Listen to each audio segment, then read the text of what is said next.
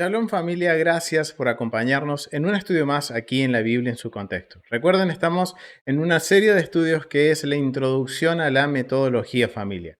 Estamos estudiando y dando los primeros pasos en la metodología que nuestro hermano y maestro Rico Cortés nos ha enseñado y que ha sido de gran bendición, no solo a mi persona, sino también para la congregación, ya que nos ha dado un fundamento bastante firme a la hora de comprender las escrituras en su contexto cultural, familia.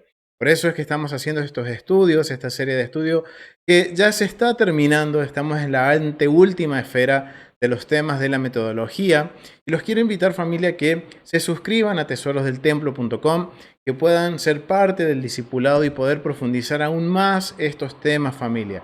Porque recuerden, solo estamos haciendo una introducción, estamos dando los primeros pasitos, conociendo el vocabulario, identificándolo en las escrituras, para poder ya seguir avanzando en nuestro crecimiento dentro de la metodología de estudio y poder comprender mucho más las escrituras en su contexto. Bien, entonces vamos a iniciar con el estudio. Vamos a hablar hoy de la anteúltima esfera, que es espacios sagrados en la Biblia. Bien, recordemos que ya hemos cubierto de la metodología convenios, justicia y bondad, honor y vergüenza, nueva creación, caos y orden y espacios sagrados, que es lo que vamos a estar viendo hoy. Y nos quedaría el último tema, que es el tema principal de la metodología, el templo, que vamos a verlo eso en la próxima clase, si el Eterno nos permite. Y hoy nos vamos a enfocar en espacios sagrados, familia. Si yo les pregunto, familia, a ustedes, o si nos hacemos la pregunta principalmente de qué es un espacio sagrado, y lo primero que se nos va a venir a la mente es el templo. ¿Por qué? Porque ya seguro algunos ya tenemos un poquito de un tiempo estudiando con el hermano Rico, con el More Rafi, con la Moraliza, y se habla mucho sobre espacio sagrado y siempre se está asociando con ¿qué?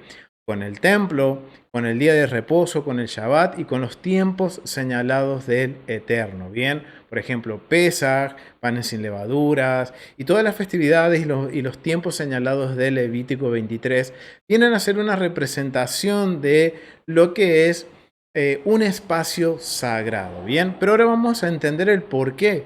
Porque esos tiempos señalados terminan siendo un espacio sagrado. ¿Y qué representa realmente un espacio sagrado dentro del contexto cultural de la Biblia?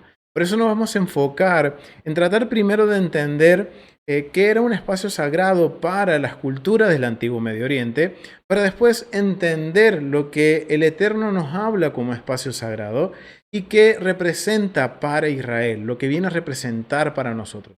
Y ver una gran diferencia entre lo que eran los espacios sagrados del Antiguo Medio Oriente con los espacios sagrados o con el espacio sagrado para Israel. Bien, familia, entonces vamos a poder ver ahora, vamos a enfocarnos en lo que es espacios sagrados en el Antiguo Medio Oriente. Vamos a definirlo, vamos a tratar de entender con la mentalidad del Antiguo Medio Oriente qué representaba. Bien, voy a usar un recurso que está en español, que es bastante bueno porque nos da mucha información sobre lo que es el Antiguo Medio Oriente de una forma sencilla, una forma fácil de entender, y obviamente es un poco reducida la información, pero es como algo introductorio. Es muy bueno este recurso, que es El Próximo Oriente Antiguo, volumen 2, de Carlos González Warner. Es muy buen recurso y nos da toda una perspectiva general de lo que era el Antiguo Medio Oriente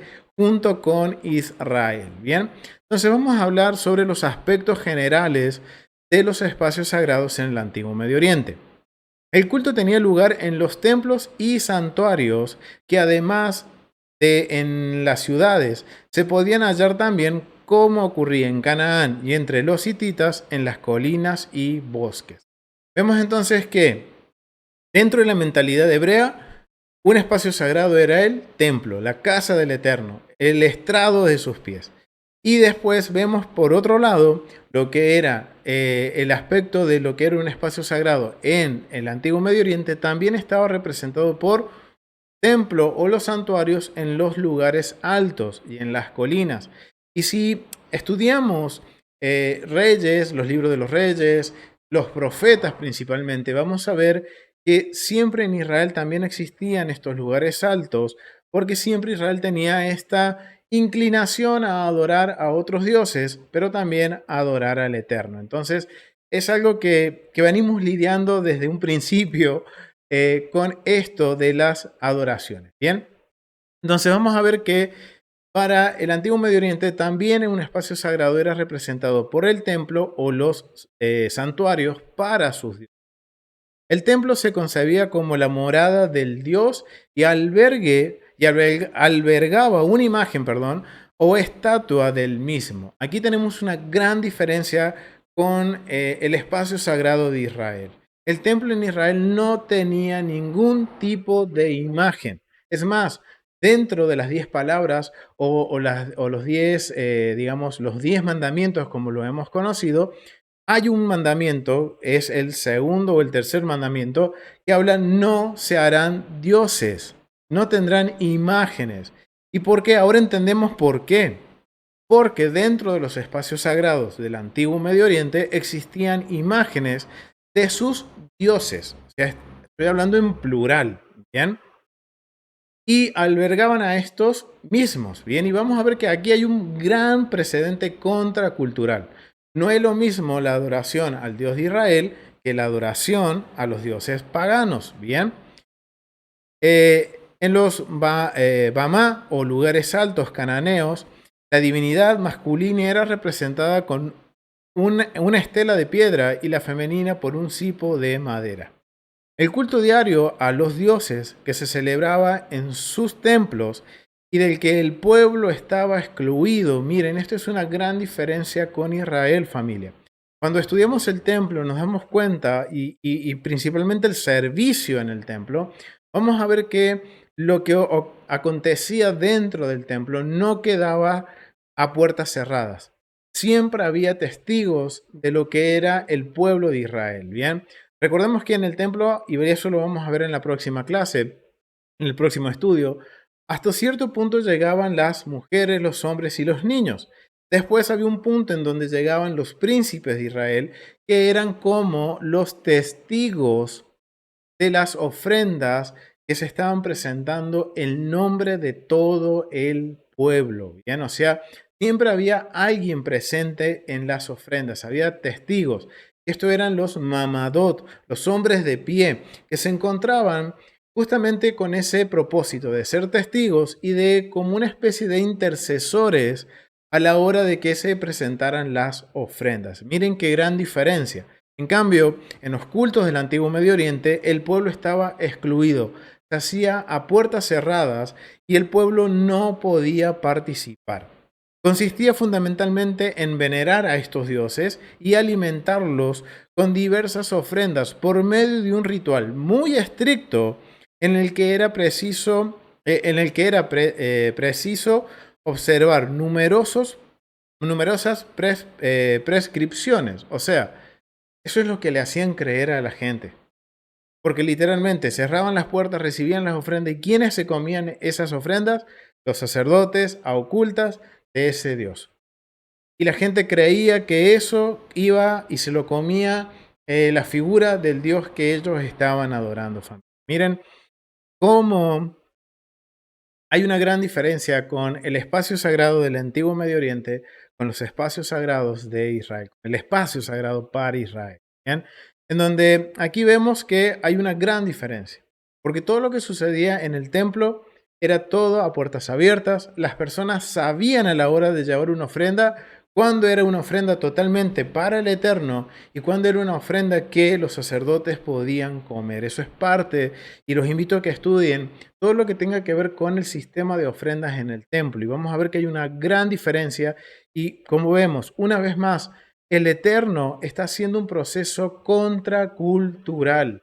Está dando vuelta el mundo, digamos.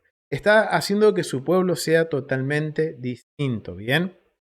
Eran habituales las ofrendas de alimentos, dátiles, leche, zumos, panes y las libaciones de vino, cerveza y aceite. Una ofrenda muy preciada era la del incienso. ¿Por qué era una ofrenda preciada?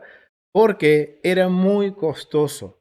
Entonces, alguien que llevara una ofrenda en el antiguo Medio Oriente de incienso se consideraba que era una persona muy justa, una persona adinerada, porque era un bien muy costoso, ¿bien? También se sacrificaban animales, sobre todo en los ritos de expiación y en los exorcismos. Miren, y esta es una gran diferencia con lo que es la adoración al Eterno en el templo. Porque en el templo no vamos a ver exorcismos. Sí vamos a ver un periodo de expiación que es el día de Yom Kippur, una vez al año, y eso los invito a que lo puedan estudiar y poder profundizar más en ese tema.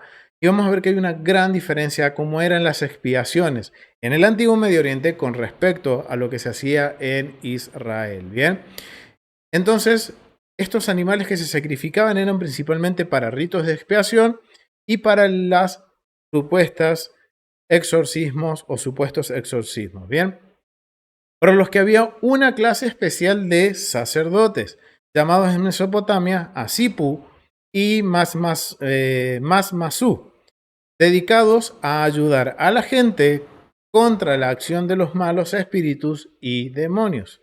Miren esto un poquito en aspectos generales, lo que es la base de lo que es la creencia del antiguo Medio Oriente. Y esto tengámoslo presente porque ahora cuando empecemos a ver lo que representa realmente un espacio sagrado para Israel, vamos a ver una gran diferencia. Bien, las bases de la creencia en Antiguo Medio Oriente. En el próximo Oriente Antiguo se creían innumerables dioses. Si estudiamos, por ejemplo, Egipto, ¿cuántos dioses tenía? Tenían más de 1500 dioses. Cualquier cosita que se moviera, una piedra, hasta el río, el agua, era un dios. Y esto es una gran diferencia, porque Israel solamente tiene un solo Dios. En Deuteronomio 4, en los últimos versículos, dice que Israel tenía que reconocer a Dios como su único Dios. En el cielo arriba y por debajo de la tierra hay un solo Dios y no hay más que solamente Él, familia. Miren esa gran diferencia. Imagínense lo que era adorar en los espacios sagrados en el antiguo Medio Oriente. Cuando hemos aprendido de que en la perspectiva del antiguo Medio Oriente, en la cosmovisión del antiguo Medio Oriente, habían una división de mundos en donde se adoraban a los dioses buenos y a los dioses malos del inframundo. Y imagínense el caos que tenían esas personas a la hora de adorar. No sabían a quién ofrecerle. Esto es una gran diferencia con Israel. Entonces vamos a ver que dentro de las culturas del antiguo Medio Oriente había innumerables dioses y en la existencia de innumerables espíritus y, como dice ahí entre comillas, demonios. Eso es lo que era la creencia del antiguo Medio Oriente, ¿bien? Que tristemente es algo que se ha filtrado y que ha llegado hasta estos días, familia. Pero miren esto ya ahora sabemos de dónde proviene todo esto. Esto viene de la adoración de las culturas del antiguo Medio Oriente. Muy difundida se hallaba la creencia de que toda persona poseía su espíritu tutelar, así como se hallaba potencialmente amenazada por entes maléficos. Bastante interesante. Los más temidos en Mesopotamia eran los llamados 7 malignos. ¡Wow! Eso me hace como conexión con la parábola que cuenta Yeshua cuando dice, uno deja la casa ordenada y se va y vienen 7 espíritus peores. Interesante, ¿no? Quizás no es algo, mejor dicho, no es algo literal.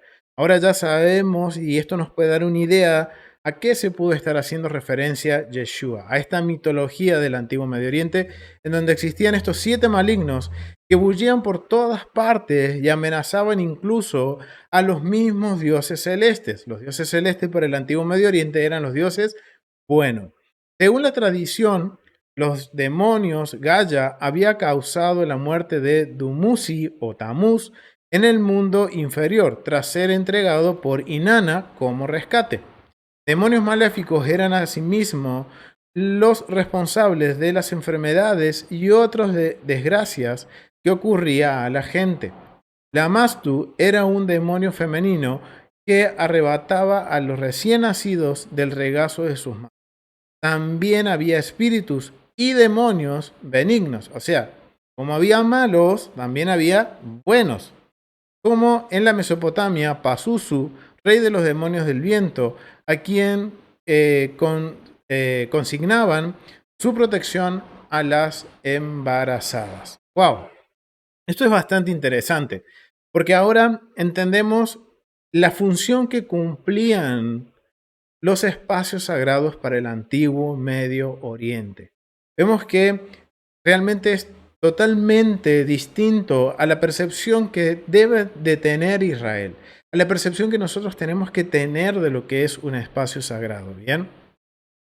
¿Cuál era el propósito de un espacio sagrado en el antiguo Medio Oriente? Siendo el mundo una realidad social, además de natural, no debería sorprendernos que la religión fuera una explicación de la sociedad, de la vida de las personas y las relaciones que estaban entre sí y con la naturaleza, por medio de mitos cuyo valor concluyentes se reconfirmaban periódicamente a través de diversos rituales, que eran en sí la rememoración y reactualización del acontecimiento primordial que el mito explicaba. O sea, ¿cuál era el propósito de un espacio sagrado en el antiguo Medio Oriente? Era hacer estos rituales místicos que supuestamente llevaban a la adoración de sus dioses.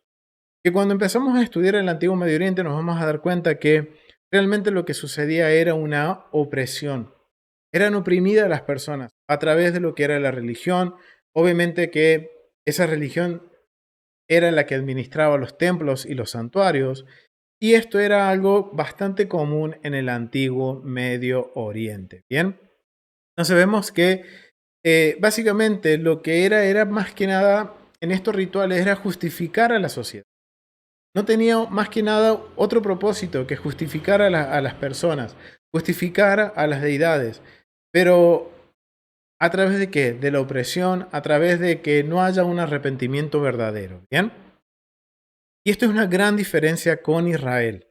Tampoco no deberá extrañarnos, por consiguiente, que, siendo esto así, la religión se convertiría finalmente en una forma de justificar la sociedad y el orden social establecido allí, donde las desigualdades de todo tipo habían hecho su aparición y se habían consolidado. Miren para qué servían los espacios sagrados en el antiguo Medio Oriente. No solo era para la adoración pagana, sino que a través de todo este tipo de rituales místicos y todo esto, era básicamente para justificar la mala conducta, si lo vemos a través de la perspectiva bíblica de las sociedades antiguas, y el orden que se había establecido. Recuerden que el orden social en el antiguo Medio Oriente era basado en qué?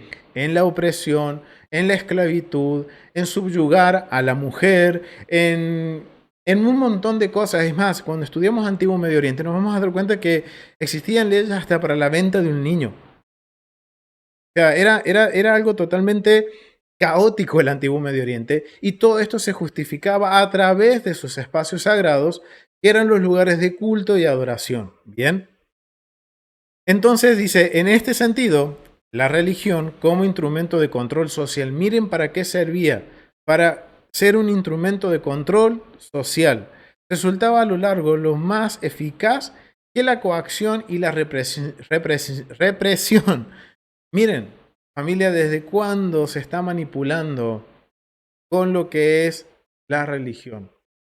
Y esto es parte, y usted dirá, ¿y esto qué tiene que ver? Sí, familia, esto es parte de los espacios sagrados. Porque esto es lo que se hacía dentro de los espacios sagrados, dentro del antiguo Medio Oriente. Y que tristemente, ahora que tenemos este conocimiento y vemos una imagen de lo que era el antiguo Medio Oriente y comparamos lo que hoy está pasando, ¿ya? No hay una gran diferencia. La esencia es la misma, solo que se han cambiado los nombres. Pero es exactamente lo mismo, familia, la misma mentalidad, el mismo propósito de manipular. Así es como dice nuestro hermano Rico, la frase que él tiene, que la educación elimina la manipulación. Y ese es el proceso que estamos haciendo. Estamos tratando de educarnos para romper con todo eso, familia, porque miren, la manipulación no es de ayer ni de hoy, sino que esto viene de hace muchísimo tiempo atrás.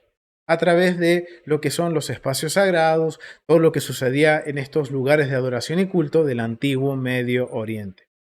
Por lo que podemos comprender, se basaba en meros actos rituales. O sea, todo lo que sucedía dentro de lo que es los espacios sagrados del antiguo Medio Oriente era simplemente que rituales, nada más que rituales, en donde la persona no experimentaba un verdadero cambio en su vida. Es decir, arrepentimiento, familia. O sea, las personas hacían algo malo, iban, pedían perdón, empataban y volvían y salían y seguían sus vidas iguales como querían. ¿Por qué? Porque muchas veces en el antiguo Medio Oriente la conducta de las personas se justificaba por la conducta atribuida al mito del Dios en el que creían. Si el Dios que ellos creían era adúltero, entonces como yo adoraba a ese Dios adúltero, yo también tengo el derecho de ser adúltero. ¿Bien? Entonces, acá hay una gran diferencia con la perspectiva bíblica de lo que es un espacio sagrado. Y esto, por eso puse esta base, familia, para que podamos entender qué es lo que representa un espacio sagrado en el mundo antiguo. ¿Por qué? Porque ahora cuando vamos a lo que es la perspectiva del espacio sagrado para Israel, vamos a ver que hay una gran diferencia, familia. Hay un antes y un después. El Eterno hace un proceso contracultural con su pueblo, en donde si su pueblo obedeciera sus mandamientos y siguiera las instrucciones que el Eterno nos dio, vamos a ver que vamos a marcar una diferencia grande a cómo adoran las naciones a sus dioses, a cómo nosotros debemos adorar al Eterno. Entonces vamos a hablar ahora sí un poquito, ya teniendo esta base de lo que representaba un espacio sagrado, todo lo que sucedía dentro de los espacios sagrados del antiguo Medio Oriente. Ahora vamos a entender, de acuerdo a la perspectiva de Israel, de acuerdo a las perspectivas de las escrituras, de la Torá, de las instrucciones que el Eterno nos ha dado, de lo que representaría o lo que representa para nosotros un espacio sagrado. Comprendiendo lo que respecta al templo y los espacios sagrados para Antiguo Medio Oriente, vamos a notar una gran diferencia, como les había mencionado, entre Israel debe percibir de cómo percibir los espacios sagrados, cómo se deben percibir estos espacios sagrados. Y un poco es lo que hemos venido hablando. Vamos a ver que ahora al tener en mente cómo era el servicio en el templo y ver cómo eran los servicios dentro de los templos del Antiguo Medio Oriente, hay una gran diferencia. Y lo más importante, una de las diferencias más importantes, lo vamos a encontrar en Éxodo 25:8. Vamos a ir a Éxodo 25:8. Es una de las porciones que hace poquito hemos pasado. Y miren lo que dice. ¿Por qué? Porque en el capítulo 25 estábamos viendo todo lo que es la orden que el Eterno da de construir el tabernáculo. ¿Y cuál es el propósito de construir este espacio sagrado llamado el tabernáculo? Bien. La respuesta la vamos a encontrar en el versículo 8 y dice, y harán un santuario para mí y habitaré en medio de ellos, conforme a todo lo que yo te muestre, el diseño del tabernáculo y el diseño de todos sus utensilios, así lo haréis. Esta es la instrucción que le da a Moisés. Pero el versículo 8 es el por qué el Eterno pide la construcción de un espacio sagrado, de la construcción del tabernáculo. ¿Cuál es el propósito? Que el Eterno quiere habitar entre su pueblo. Y acá hay una gran diferencia con el antiguo Medio Oriente. Porque en el antiguo Medio Oriente, recordemos que en su perspectiva de la cosmovisión del antiguo Medio Oriente, que es algo que hemos estado aprendiendo, recuerden que ellos percibían que habían dos mundos. Entonces, que los dioses que habitaban en esos dos mundos habían creado la humanidad con el fin de ser ¿qué? Esclavos. Con la función de nosotros, la humanidad, de servir a esos dioses y atender a todos sus caprichos. Esa era la perspectiva del antiguo Medio Oriente. Ahora miren cachetazo contracultural que está dando el Eterno. Una diferencia muy grande porque Él dice, Él es el Dios creador y dice, yo quiero habitar con mi creación. Y eso lo vemos desde Génesis. Porque recordemos que el Edén viene a ser como el templo en la eternidad. Y el templo en la tierra es un microcosmo, es una representación de ese gran espacio sagrado llamado Edén, en donde en un principio el Eterno que quiso habitar con toda la humanidad. Pero fuimos nosotros, la humanidad, quien desechamos esa bendición de poder estar en la presencia del Eterno. Recuerden lo que pasó con Adán y Eva, que eran de alguna forma, los representantes de la humanidad en el libro de Génesis. Y fuimos exiliados, ¿por qué? Porque sembramos el caos dentro del orden perfecto del Eterno. Y siempre fue este el propósito del Eterno de establecer su orden perfecto. Y lo hace a través de un espacio sagrado. Miren cómo ahora esta esfera de espacio sagrado se está uniendo con caos y cosmos, con una nueva creación. Y ahora el Eterno le da la instrucción a Moisés en el desierto que levante un tabernáculo para su adoración, para que él quiere habitar entre su pueblo. Mire esta gran diferencia entre la percepción de un Dios en el antiguo Medio Oriente y cómo Israel tenía que percibir al Rey de Reyes, al Dios de Israel. Dios quería habitar con ellos y ese es su, digamos, es su plan, es lo que el Eterno quiere desde un principio, familia. Vamos a ver Éxodo capítulo 29, el capítulo 29, versículo 45-46, para cerrar un poquito más esta idea. 45-46. Dice, y habitaré entre los hijos de Israel y seré su Dios. Miren la diferencia con el antiguo Medio Oriente. Y conocerán que yo soy Adonai su Dios, que los saqué de la tierra de Egipto, que para habitar en medio de ellos, yo Adonai su Dios. Miren esta gran diferencia. Miren cómo el Eterno le da esta instrucción a Moisés con el objetivo de que, ¿cuál es el propósito del espacio sagrado para Israel? Es que el Eterno habite junto con nosotros y nosotros con Él. Ese es el propósito. Ahora comparemos con lo que habíamos visto del propósito del antiguo Medio Oriente. El propósito de un espacio, de un espacio sagrado en el Medio Oriente, en el antiguo Medio Oriente, ¿era para qué? Para oprimir a la sociedad. ¿Era para qué? Para tener el control y el dominio a través de la religión de la sociedad. Miren esta gran diferencia. El Eterno dice, hagan una casa para mí, hagan un santuario para mí, un lugar, un espacio sagrado para que yo pueda habitar con ustedes y ustedes conmigo. Eso es lo que el Eterno quiere, porque miren, dice, y habitaré entre los hijos de Israel y seré su Dios. Y conocerán que yo soy Adonai su Dios, el que los sacó de la tierra de Egipto y está haciendo memoria de esa proeza que hizo a la hora de sacar a su pueblo. Cuando clamó por la opresión del antiguo Medio Oriente, clamó y el Eterno acudió en la ayuda de su pueblo. Para habitar en medio de ellos, dice Adonai su Dios. Yo soy Adonai su Dios. Wow, esta es la principal diferencia con el antiguo Medio Oriente. El Eterno en sus espacios sagrados, su espacio sagrado no lo creó para que sea un instrumento de manipulación social o un instrumento para que se lo adorara como los dioses de las naciones.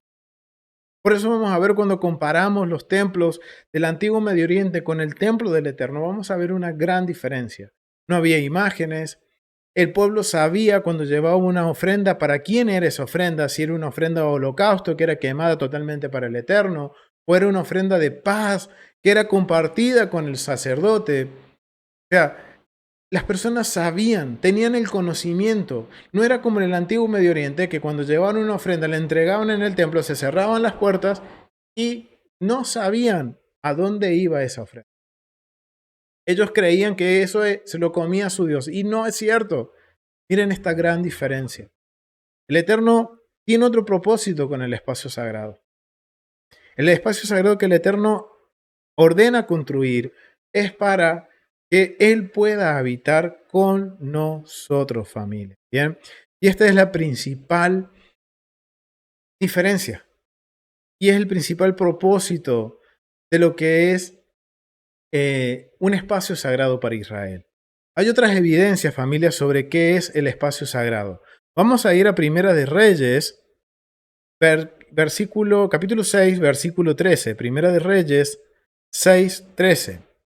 Y miren lo que dice, aquí de vuelta, aquí estamos hablando ya de la edificación del primer templo, ¿bien? Vamos a ver lo que dice el versículo 13. 13. Dice, y habitaré en ella en medio de los hijos de Israel y no dejaré a mi pueblo Israel. Aquí vemos que está hablando de que Salomón va a construir la casa. Si empezamos a leer del versículo 11, vemos que vino palabra a Salomón que él iba a construir la casa, que construyó la casa, y dice el Eterno que la va a construir, que le había hablado a su padre David para que construyan esta casa que Salomón iba a construir, para que con el objetivo de que la use el Eterno para habitar en ella, en medio de los hijos de Israel, y no dejaré a mi pueblo Israel.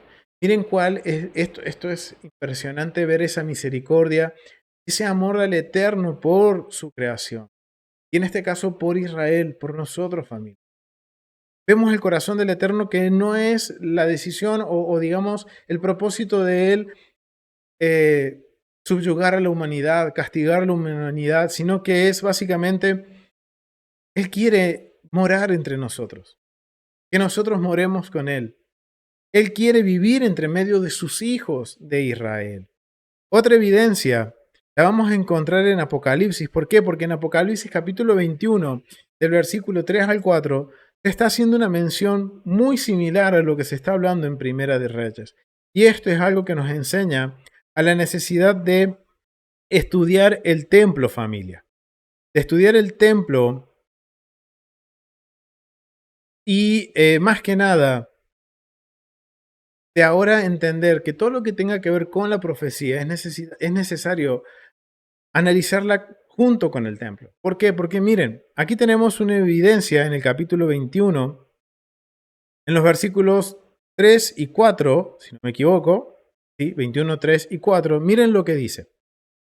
Y está muy asociado a las palabras que el Eterno le da a Salomón cuando habla con Salomón y le dice, yo hablé con tu padre, yo le dije a tu padre, a David, que tú me levantarías una casa. ¿Con el propósito de qué? De habitar en medio de mis hijos y que mis hijos habiten conmigo. Versículo 3, 21:3. Y oí una gran voz del cielo que decía, he aquí el tabernáculo de Dios con los hombres, y él morará con ellos, y ellos serán su pueblo, y Dios mismo estará con ellos como su Dios. Enjuagará a Dios toda lágrima de los ojos de ellos, y ya no habrá más muerte. Muerte es sinónimo de caos, familia. Ni habrá más llanto, ni clamor, ni dolor, porque las primeras cosas pasaron. ¿De qué está hablando? Del caos, familia. No está hablando de otra cosa que más del caos. Y que miren, el propósito al final de los tiempos es que obviamente el Eterno va a reedificar su tabernáculo, el templo, va a reedificar, recuerden que habla también de que Jerusalén, la nueva Jerusalén descenderá, y eso es como una figura de el Edén, descendiendo ya después de los 1000 años a la tierra, con el propósito de qué? De que el Eterno haga un tabernáculo entre los hombres, y Él more con ellos, y ellos serán su pueblo. Ese es el propósito, familia. Ese es el propósito. Y miren, justamente Apocalipsis está hablando de Ezequiel. Miren, está justamente, y esto nos va a ayudar a entender qué es lo que la audiencia de Juan estaba entendiendo cuando Juan hablaba o les transmitía estas palabras. Vamos a ir a Ezequiel capítulo 37, versículo 27. Vamos a ir a Ezequiel capítulo 37, versículo 27. Porque si están citando lo mismo, miren, Juan está citando lo mismo en la visión que él tiene, está viendo lo que el profeta ya Ezequiel había dicho. Esto no fue un golpe de genio de Juan. Dice, y habitarán en la tierra que di a mi siervo Jacob, en la cual habitaron vuestros padres. En ellas habitarán ellos, sus hijos y los hijos de sus hijos para siempre. Y mi siervo David será príncipe, se está hablando del Mesías, retornando como rey, de ellos para siempre. Y haré con ellos pacto de paz y pacto perpetuo seré con ellos. Miren, está citando, miren lo que ahora cuando Juan está hablando en el capítulo 21, en los versículos 3 y 4, miren lo que la audiencia de Juan está asociando a la profecía de Ezequiel. Entonces, vemos que otra evidencia más del propósito del Eterno. ¿De qué? De habitar entre su pueblo. Él quiere habitar entre su pueblo. Versículo 28 de Ezequiel, vamos a ir al versículo 28 de Ezequiel porque hay que leer 27 y 28 para tener un poquito más de claridad. O sea, 37, 27, 28. Entonces estamos hablando de que esta será, mire, dice, este estará en medio de ellos mi tabernáculo. Lo mismo que dice Juan. Estará en medio de ellos mi tabernáculo y será a ellos por Dios. Y ellos me serán por pueblo. Y sabrán las naciones que yo, Adonai, santifico a Israel, estando mi santuario en medio de ellos para siempre.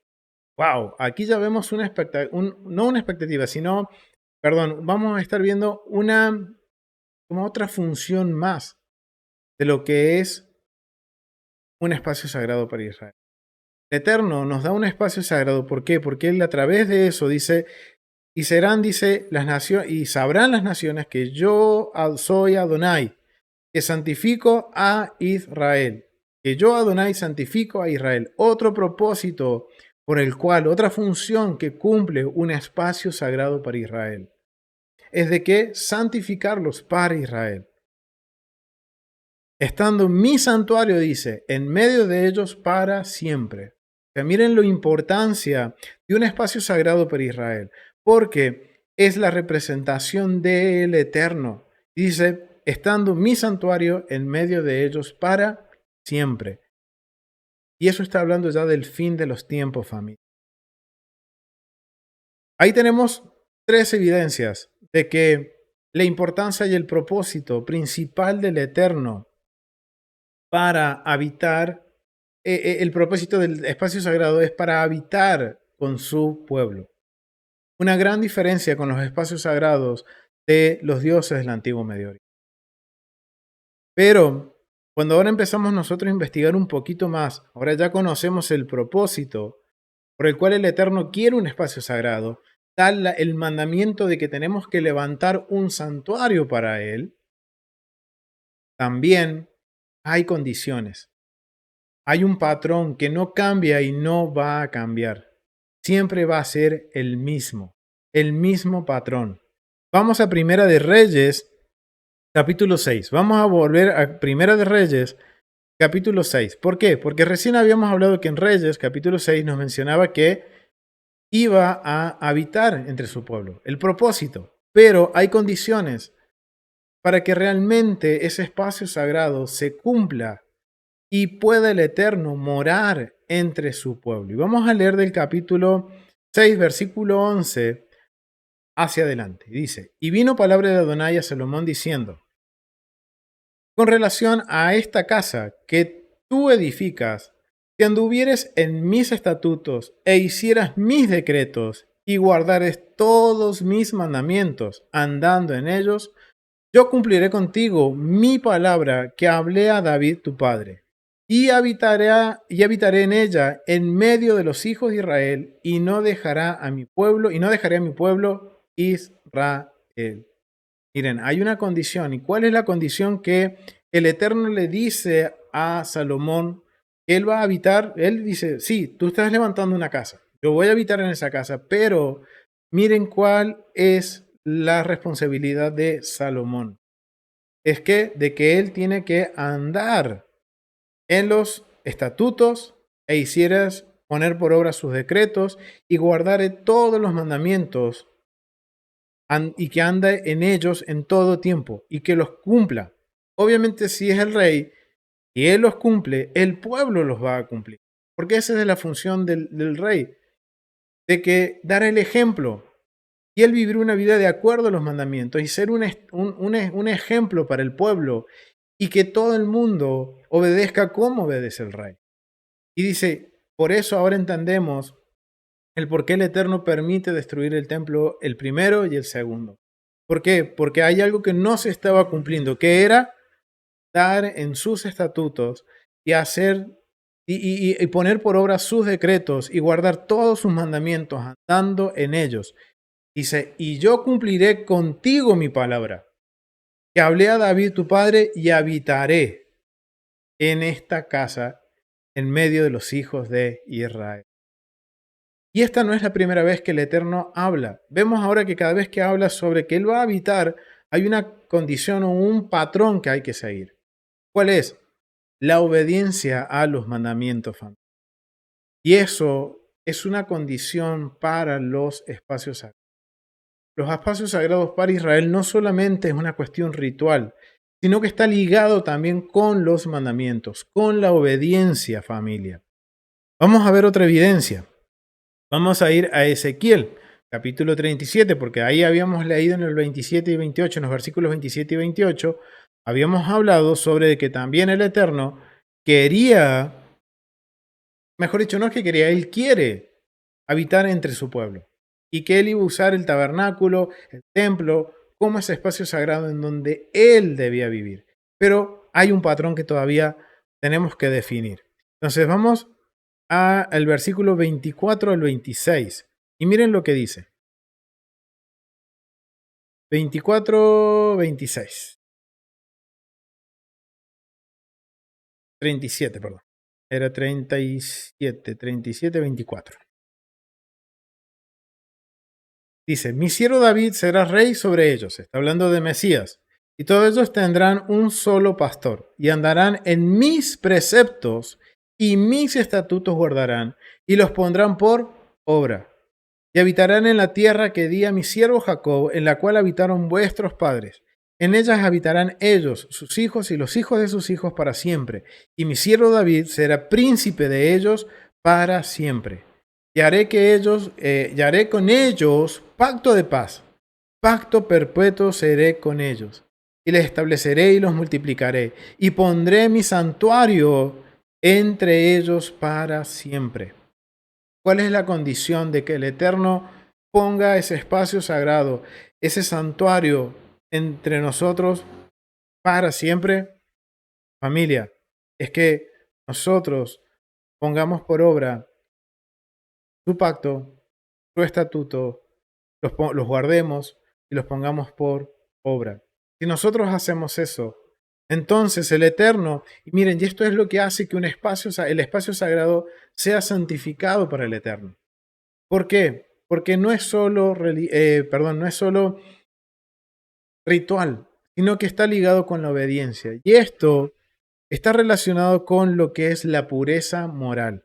Por eso, familia, yo quiero invitarlos a que ustedes vayan y puedan ver, y seguro al final del video voy a dejar un enlace para que vean un video que hemos hecho, que hemos hablado exclusivamente de pureza ritual y pureza moral, en donde el Eterno prioriza siempre la pureza moral.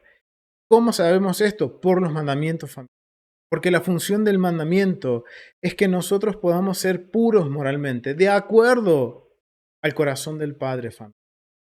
Por eso es que cada vez que habla de que Él va a habitar entre medio de nosotros, que Él quiere levantar un santuario para siempre en medio de nosotros, porque Él quiere habitar, y eso fue lo que sucedió en el desierto. Mientras el pueblo estaba caminando en sus caminos, en los caminos del Eterno, obedeciendo los mandamientos, el tabernáculo estaba en medio del campamento. Pero cuando el pueblo pecaba o hacía actos inmorales, el tabernáculo estaba fuera del campamento. Era una señal de que el Eterno se había apartado. ¿Por qué? Porque el Eterno no puede habitar en un ámbito inmoral. Y eso es lo que nos está enseñando a través de lo que al momento que Él dice, yo quiero hacer un lugar, un santuario, un lugar donde yo pueda habitar entre medio de ustedes y ustedes conmigo. Pero es necesario que nos manejemos en una conducta totalmente moral. Y lo que nos va a definir la moralidad son los mandamientos familiares.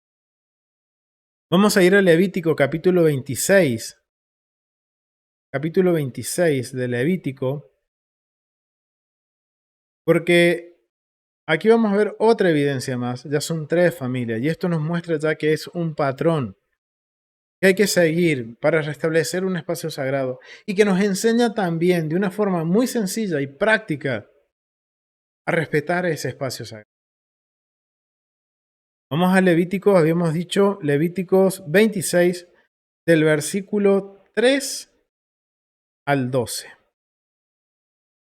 Miren lo que dice: si anduviereis en mis decretos y guardareis mis mandamientos y los pusiereis por obra, yo daré vuestra lluvia en su tiempo, y la tierra rendirá su producto, y el árbol del campo dará su fruto.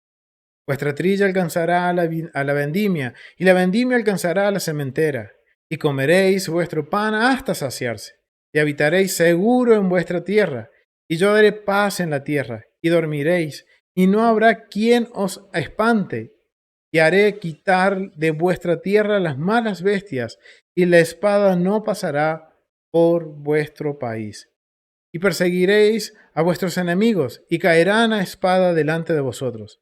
5 de vosotros perseguirán a cientos, y cientos de vosotros perseguirán a 10,000, y vuestros enemigos caerán al filo de espada delante de vosotros, porque yo me volveré a vosotros y os haré crecer y os multiplicaré. Esa es la promesa de Abraham.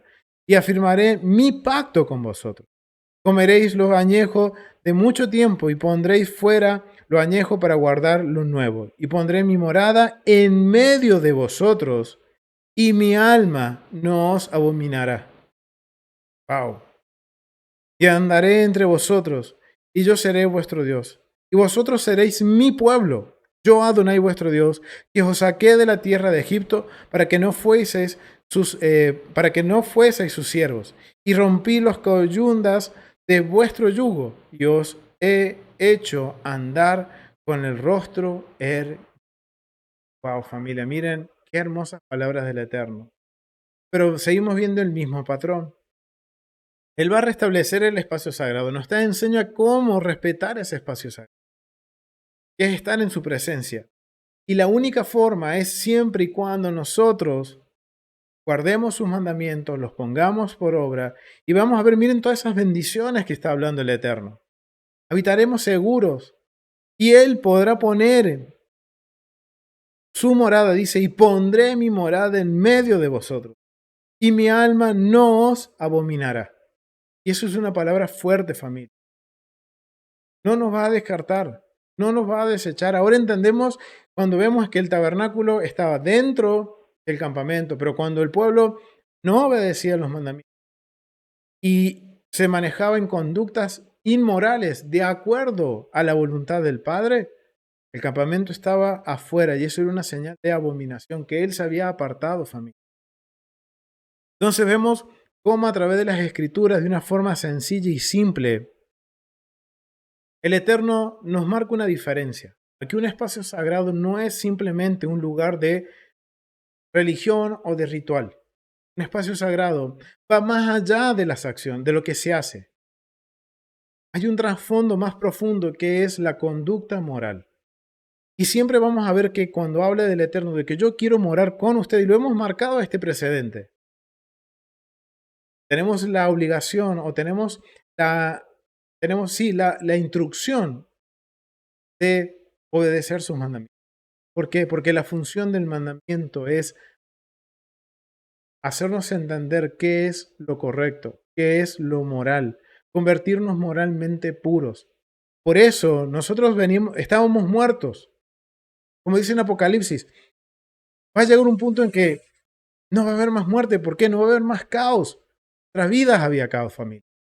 Pero cuando entramos al convenio con el Eterno, cuando conocimos del Eterno, conocimos de Yeshua, que es la puerta por la cual entramos a este convenio, familia, ahora tenemos la gran bendición de que nuestros ojos fueron abiertos a las instrucciones del Padre.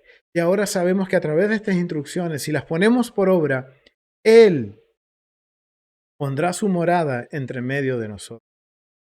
Y eso es el propósito de la nueva creación.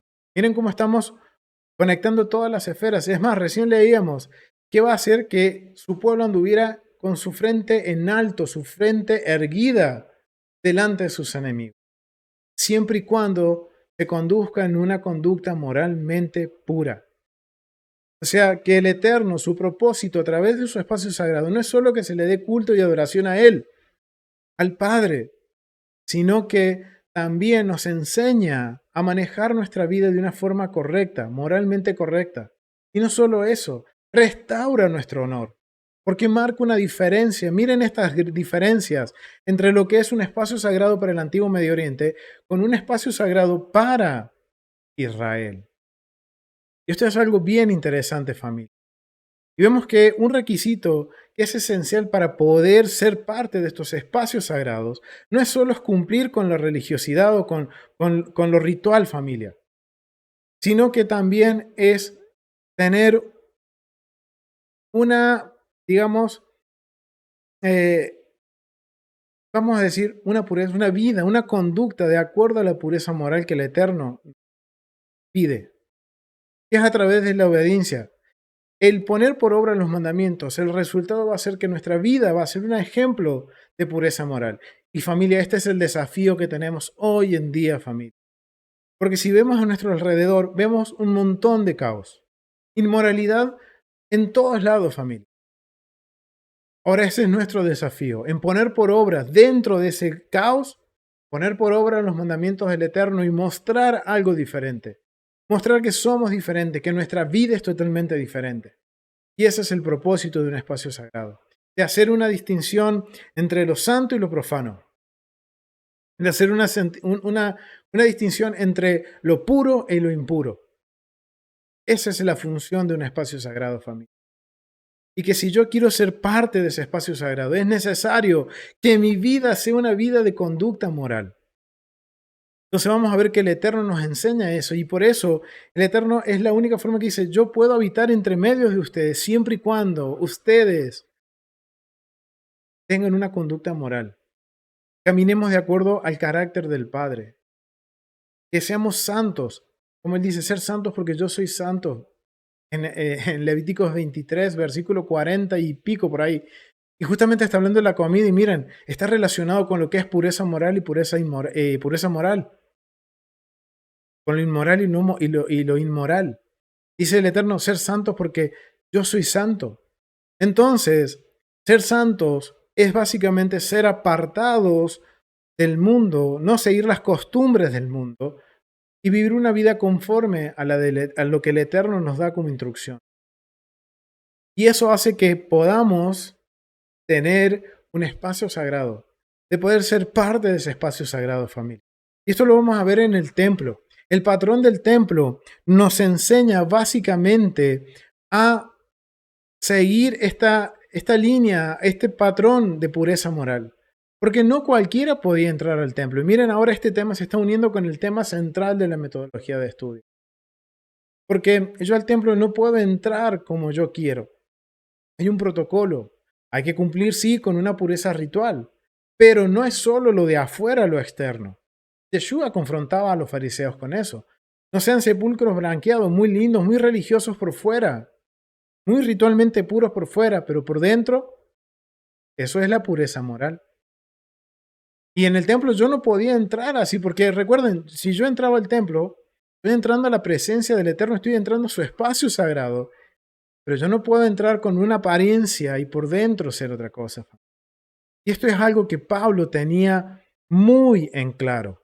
Por eso cuando vemos nosotros en Corintios, Pablo usa una imagen de lo que es el cuerpo humano con el templo. Pablo entendía esto muy bien, esto de que para ser parte del espacio sagrado había que manejarse en una conducta moral primordialmente. No quiere decir que lo ritual no era importante, sí es importante, pero aún es más importante la conducta moral. Pablo entendía esto muy bien. Por eso, en Corintios, en donde era muy difícil cumplir con la pureza ritual, y ese fue uno de los problemas que él tuvo en la dispersión o fuera de Judea, de que muchos judíos prosélitos y eran convertidos al judaísmo, que creyeron en el Mesías, salieron a imponer la pureza ritual en lugares en donde no se podía cumplir. Por ejemplo, en Corintos.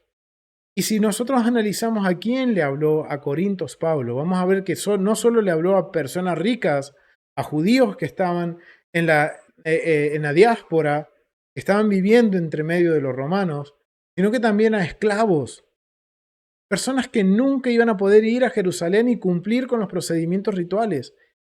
Pero miren lo que hace Pablo. Marca un precedente.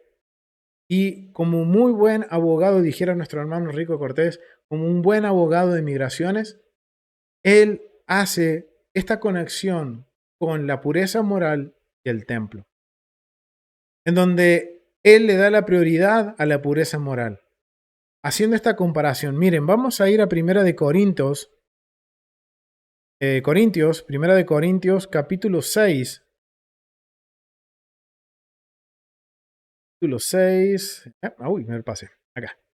Primera de Corintios, capítulo 6, versículos 18-19. Dice, huid de la fornicación. Cualquier otro pecado que el hombre cometa está fuera del cuerpo, mas el que fornica contra su propio cuerpo peca. ¿O ignoráis que vuestros cuerpos es templo del Espíritu Santo, el cual está en vosotros, el cual tenéis de Dios y que no sois vuestros? Porque habéis sido comprado por precio, glorificad pues a Dios en vuestros cuerpos y en vuestro espíritu, los cuales son de Dios.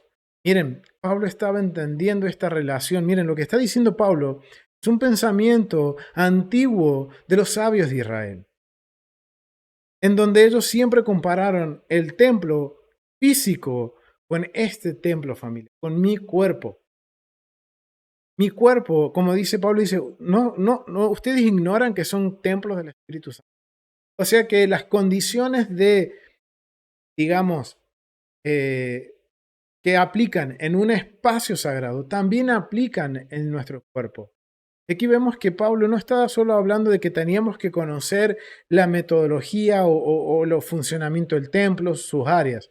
También tenemos que ir algo un poquito más allá, que es que nuestra vida, que nuestro cuerpo esté dentro de los parámetros en donde el Eterno pueda habitar entre nosotros. Recuerden que ese es el propósito del Eterno, habitar entre nosotros, dentro nuestro, estar con nosotros, estar con su pueblo, habitar en medio de su pueblo. Pero su pueblo se tenía que encargar ¿de qué? De preparar las condiciones, de santificar ese lugar, de ser un pueblo santo, de ser santos. Y ser santos simplemente es manejarnos de una conducta moral, de acuerdo a lo que el Eterno nos ha dado, de acuerdo a sus instrucciones. Miren, esto es algo que Pablo entendía muy bien. Por eso, miren, cuando él está hablando de que somos cuerpo del Espíritu Santo, somos templo del Espíritu Santo, él está poniendo primero que, hablando de la fornicación, algo que era inmoral. Está confrontando a la comunidad a que no sean inmorales. Recuerden que para los corintios era una lucha continua entre obedecer al Eterno o obedecer a Roma. Y recuerden que muchos de los que creyeron en Corintios eran personas que eran romanas o eran esclavos que venían de otras naciones y que aún seguían adorando a sus dioses. O que venían con culturas o con cosas, tradiciones que Pablo tenía que luchar en decirles, miren, no se mezcla, no mezclen sus culturas, sus tradiciones con la forma que el Eterno quiere que lo adoren. Y por eso es que él está hablando de esta forma. Está poniendo primero la inmoralidad, enseñando lo que es inmoral, para después confrontarles y decirle, si ustedes son el templo del Espíritu Santo, su vida no tiene que ser inmoral. Tienen que caminar de una forma moral. Y miren, no es la única vez que habla de esta forma Pablo. Vamos a ir a 2 de Corintios. Vamos a 2 de Corintios, capítulo 6 también. Y vamos a los versículos 14, 18. Y miren lo que menciona aquí Pablo. No os unáis con yugo desigual con los incrédulos. ¿Por qué? ¿Qué compañerismo tiene la justicia con la injusticia?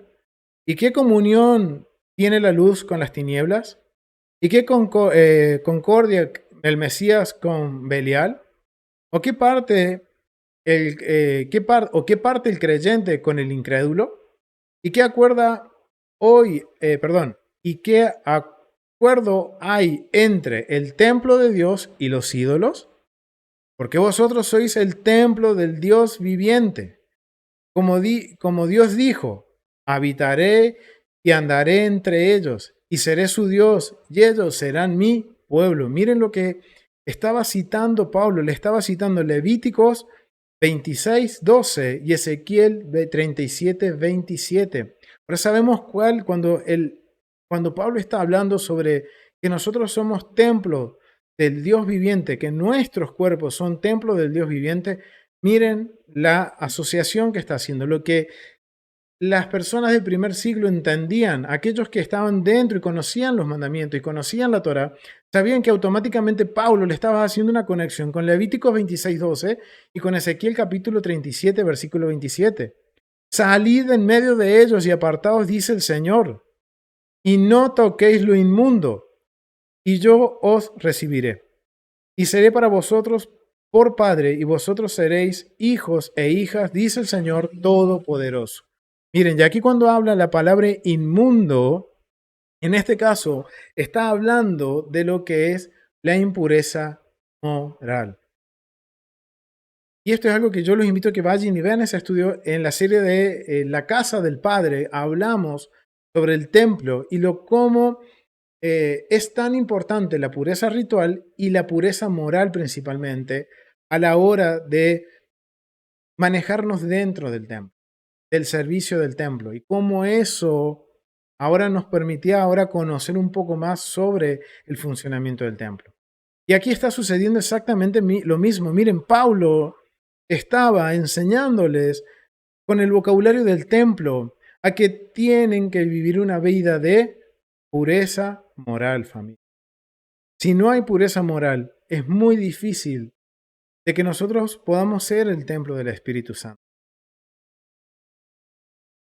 Es algo que tenemos que meditar, familia. Es algo que tenemos que meditar. No es solo hacer, y esto nos tiene que poner a pensar, familia, más aún ahora que se nos aproxima Pesaj, familia. No solo Pesaj, el Shabbat también, el día de reposo, las santas convocaciones, los tiempos de Moed, de tiempos señalados del Eterno. Porque yo sé que se estarán preguntando, ok, hoy no hay templo. Miren, Pablo dice, nosotros somos el templo. Y no solo que nosotros somos el templo, sino que cada espacio o cada tiempo señalado, como el Shabbat, Pesaj, y cada festividad y cada tiempo señalado, son un microcosmos de ese espacio sagrado. Por eso, cuando celebramos Shabbat, hay pasos, hay un protocolo que hacemos, porque es en memoria de lo que se hacía el templo, pero no es solo hacerlo de una forma robótica o de una forma automática, o lo hago porque lo tengo que hacer. No, familia, miren, esto va más allá. Y tiene que ver cómo yo me presento delante del Padre. ¿Qué hay dentro de mí? Igual sucede con Pesaj, familia. Si estudiamos Pesaj, vamos a ver que hay una serie de mandamientos que hay que cumplir. Por más que el templo no esté, la esencia sigue siendo la misma. La esencia de Pesaj sigue siendo la misma. Por más que el templo no esté, que no se pueda hacer 100% como se hacía en el templo, pero la esencia es la misma. Y por eso es que tenemos que indagar, conocer los mandamientos, la esencia del mandamiento. Y vamos a ver que Pesaj no es una fiesta, sino que es una comida de convenio. Es algo importante, familia, y que no cualquier persona se puede sentar a la mesa de Pesaj. Y hay un procedimiento, hay un protocolo que cumplir. ¿Pero por qué? Porque la función es determinar un espacio sagrado. Por eso yo los invito a que para que profundicen un poco más, vean el estudio que hemos hecho de Éxodo, de lo que es el primer Pesaj y los estudios que ha hecho nuestro Moré Rico Cortés con respecto al Pesaj junto con el pastor Walter, que han hablado muchísimo sobre este tema.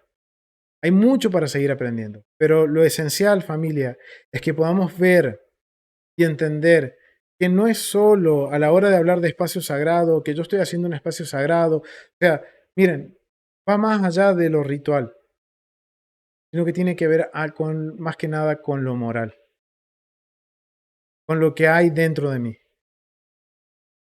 Y no es solo conocer el templo, familia, sino que también llevar una conducta en que realmente mi cuerpo esté apto para recibir la presencia del Ruach HaKodesh, del Espíritu Santo. Algo que tenemos que meditar, familia. Se aproximan estos tiempos que inicia el ciclo de las festividades, de las santas convocaciones, y es tiempo ahora, familia, de tomar decisiones. Y estamos a tiempo, familia, de hacer lo correcto delante del Padre. Lo vamos a dejar hasta aquí, familia. Ha sido un gusto poder compartir este tiempo, de poder estudiar juntos, y los espero en el próximo estudio, ya terminando la metodología con la esfera del templo. Así que, familia, shalom, nos vemos en el próximo estudio. Bendiciones.